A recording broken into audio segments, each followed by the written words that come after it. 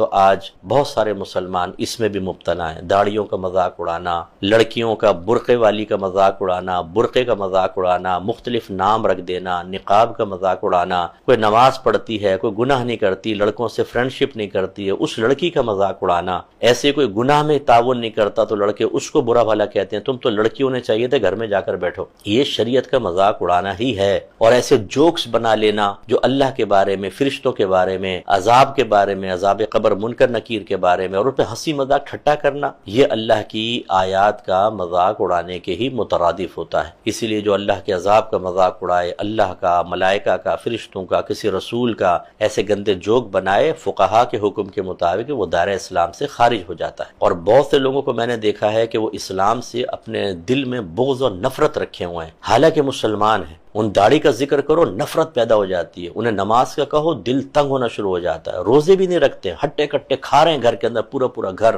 روزہ نہیں رکھ رہا۔ ایسی ایسی فیملیز موجود ہیں، اور ان کو دین کے بارے میں کہیں تو وہ اتنے گندے اور غلیظ انداز سے، تحقیرانہ انداز سے دین کا، دینداروں کا ذکر کرتے ہیں کہ الامان والحفظ، معاذ اللہ ثم معاذ اللہ ثم معاذ اللہ، لگتا ہے کہ بس نہیں چلتا وہ اسلام کو چھوڑ کر چلے جائیں۔ کیا فائدہ ہوگا آپ کا؟ یہ اگر ہمارے ابھی تک مسلمان بھائی بہن ہیں تو ہمیں ان سے ہمدردی ہے۔ میں اگر یہ ذکر کر رہا ہوں تو شعور کی بیداری کے لیے کر رہا ہوں۔ ہمیں نفرت نہیں، ہمیں کسی بھی گناہ گار سے نفرت رکھنے کی اجازت نہیں۔ ہاں اس کے عمل سے نفرت کریں، گناہ گار سے نہیں۔ اللہ ہدایت عطا فرمائے۔ لیکن میں تو ایک بات عرض کر رہا ہوں کہ اتنا کامل مذہب ملنے کے باوجود بعض جو پچھلی قوموں نے چیز نہیں کی وہ اس قوم کے اندر آپ کو نظر آئے گی۔ ابھی رمضان میں آپ دیکھ لیں، چیزیں مہنگی کرنا، گندی چیزیں لوگوں کو بیچنا، جھوٹ بول کر بیچنا، اس مقدس مہینے کے اندر بس پیسہ آ جائے، دنیا آ جائے۔ او بھائی، یہ دنیا پیسہ آ بھی گیا، کتنا نفع دے دے گا آپ کو؟ تھوڑا سا آپ اچھے لباس پہن لیں گے، ایک اچھی مہنگی گاڑی لے لیں گے، کسی پوش علاقے میں گھر لے لیں گے، اس سے کیا ہوگا؟ پورا خاندان مرو متاثر ہو گیا،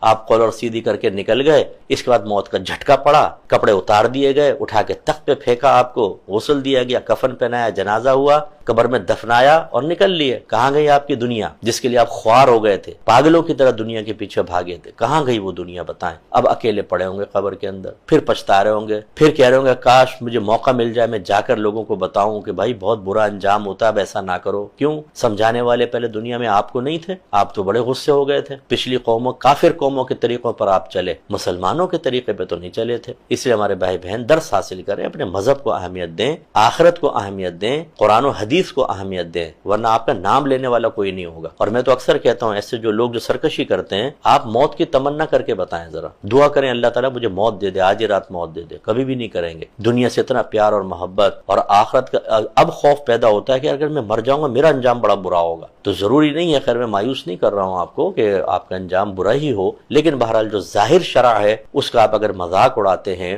اس کو حقیر سمجھتے ہیں، دینداروں سے ہاتھ ملانا پسند نہیں کرتے ہیں، داڑھی والے کو دیکھ کے آپ کے دل میں نفرت سی پیدا ہونے لگتی ہے، کسی برقعے والی عورت کو دیکھ کر ہمارے جو خواتین ہیں جو پوش علاقے سے یا ایسی ماڈرن گھرانے سے تعلق رکھتی ہیں وہ بڑی نفرت بھری نگاہوں سے دیکھتی ہیں۔ آپ کو کچھ بھی خیال نہیں آتا کہ ابھی آپ مر کے قبر میں جائیں گی، آپ کے دانت ٹوٹ کے باہر آ جائیں گے، آنکھیں پگھل جائیں گی، پیٹ پھٹ جائے گا، آپ کی آنتیں باہر نکل آئیں گی، آپ کے منہ کے اوپر کیڑے چڑھے ہوں گے، پورا گوشت کھا جائیں گے، آپ کی اوقات آپ کو یاد آ جائے گی وہاں پر۔ ابھی آپ میک اپ کر کے اور سینٹ لگا کر، مہنگے کپڑے پہن کر، لینڈ کروزر میں بیٹھ کر بڑے فخر اور تکبر سے غریبوں کو دھتکارتے ہوئے آگے بڑھ رہی ہیں۔ انجام تو دیکھیں ابھی کیا ہونے والا ہے، یہی تو اللہ تعالیٰ بیان فرما رہا ہے، اور یہی قرآن کی برکت جب آپ ترجمہ تفسیر سے قرآن کو پڑھتے ہیں تو آپ کو حاصل ہوتی ہے، اور بہت سے لوگ اس میں رکاوٹ بنتے ہیں۔ اللہ ان کو ہدایت دے، بس میں یہ کہہ سکتا ہوں۔